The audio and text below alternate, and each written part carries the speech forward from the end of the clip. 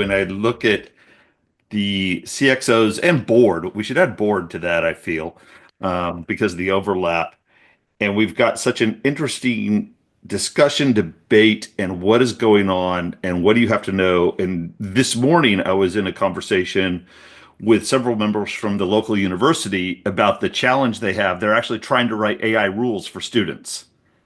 And it's really this like, hold it, we can't ignore it. It's no different than a web search in their case, but we don't want them letting the work be done for them. I'm thinking that's interesting because in the business world, in many ways, we're asking the AI to do the work for us. There's the typical town and gown discrepancy I feel going on here.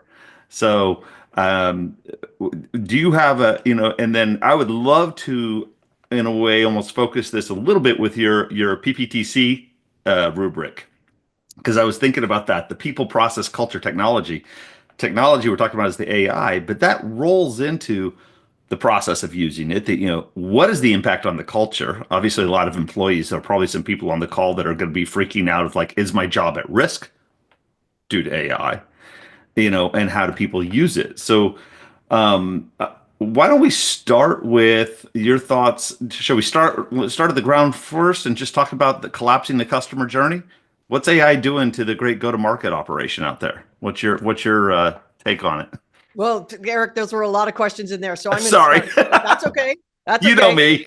Yep. I'm like, which one? Students, business, like Yeah, the students is more just an PC. intro, which I think Yeah, is an yeah. interesting one, but we can dig into it if No, we get no bored. worries. No worries. So I'm actually going to ground it all the way at the bottom. And I try when we have conversations like this with big transformational shifts. And I've been in tech now 30 years, literally in like 6 months. It was 1996 when I started to get into the technology game, if you will.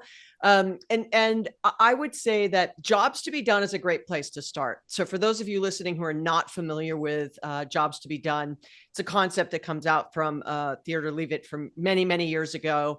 And you probably have heard people don't buy drill bits, they buy quarter-inch holes, right? And so the sort of the what is the technology? AI, right? What is the outcome? The hole in the wall, right? The drill bit in the hole. I think he didn't go far enough. He's not alive anymore, obviously, but I don't think he went far enough because we don't sort of stand at the wall and go, isn't that a wonderful hole in the wall? We want to like hang a shelf or hang a family picture, or we want to build a desk for our kid or something like that, right? That is where we're really taking it. So if you apply AI to that, the concept is that the job never changes. Like I want to sell something to a customer.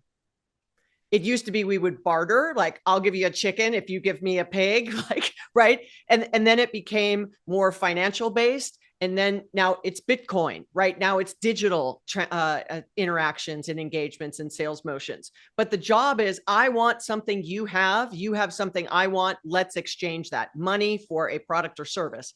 So, from an AI perspective, I want everyone to realize that the job that you are doing now is not what changes. How that job gets done is what is getting changed. I do not believe AI is going to replace jobs. I do believe it will replace tasks. Now, you could argue in the jobs to be done framework that there may be, people would say there's industries littered with jobs that are gone because of technology. Sure, some of it was, heavy manual labor. Shouldn't we have machines doing it, right? Or repetitive tasks? Isn't it better to have machines doing it? So, an elevator operator, don't really need them anymore, right? But it allowed then humans to do other things. So if you feel like AI may replace your job, then the question I have for you is, should you be thinking about how do I use AI to reimagine my job? What could it take away from me? And then what can I add on top of that?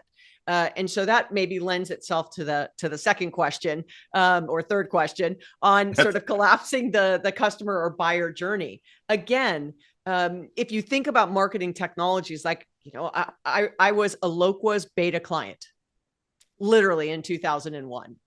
So back then, the marketing technology stack, there was like 8 or 10 options. I think if you look at what Scott Brinkler puts out now, it's like 15,000. It's some obscene number of options. So there is no shortage of technology, and clearly marketers are not out of work.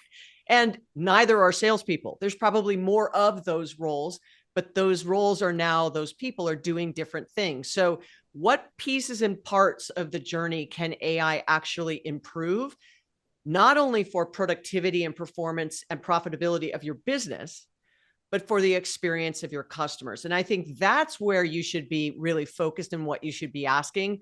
I know it might be scary, but if you can try and reframe your mindset, I think that's where really magic happens.